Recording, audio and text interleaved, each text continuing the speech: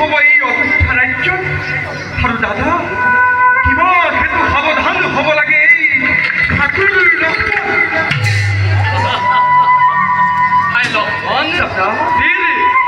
তুমি তোমাৰ ক্ষেত্ৰত এনেকুৱা চঞ্চলতাই শোভা নাপায় লক্ষণ সঁচা কথা পাই খাই লওক দাদা যেতিয়ালৈকে পিতৃ পিতামহৰে আমাৰ শিৰত আশীৰ্বাদ থাকিব তেতিয়ালৈকে চিন্তা